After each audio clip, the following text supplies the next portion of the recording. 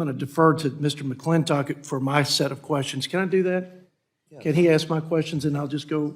I think so, right? Yeah, Let me do that. I yield 5 minutes, but let's try to make it as quickly as we can to let everybody have their time to ask a question. Well, I'll Mr. try not McClintock. to take 5 minutes. I don't want to shock everybody, especially myself, but I agree with what John Yarmouth said. He's either gotten a lot wiser since he left Congress, or I've gotten a lot dumber, but one way or another, we've had a meeting of the minds.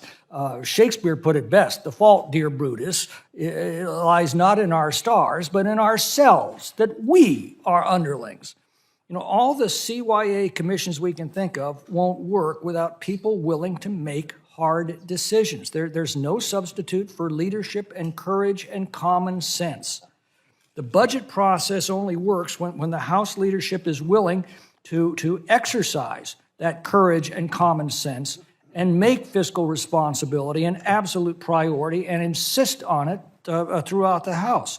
Under Newt Gingrich and John Kasich, we had that leadership, and we had that determination, and we had a president who was willing to work with them, and we balanced the budget 4 years in a row and set this country back on course toward fiscal balance. The chairman's correct. We haven't done our jobs. So it's just easier to blame the process and now propose to hand that hot potato off to an unelected commission, presumably exercising superhuman wisdom that we haven't been able to summon. And when our constituents complain, we just have to say, hey, it's in the hands of a bipartisan commission, and they'll figure it out. Well, we missed the central point. The ultimate bipartisan commission in this nation is called the Congress.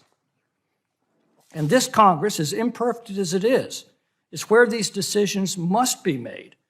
Passing the buck is simply not the answer, because the buck stops here. A dollar cannot be spent by this government until and unless this House says that it can be spent.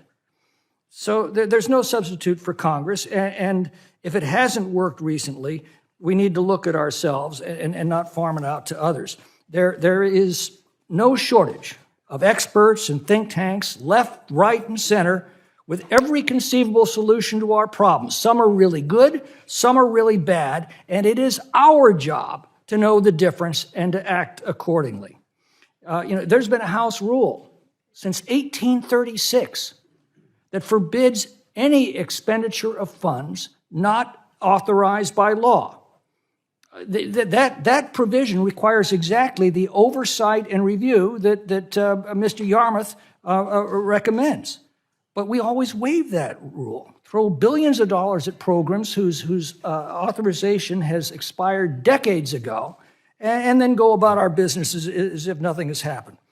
The budget process that's in place offers a logical step-by-step process for responsible, serious budgeting if we would simply use it. And it did work when Congress used it and insisted on it. It's true, we're badly divided by partisanship because the American people are badly divided by partisanship. And what is Congress but a reflection of the people? Madison said, if every member of Congress were a Socrates, it would still behave like a mob. Our fiscal situation is dire because of bad decisions made here over many years, and it can only be corrected here.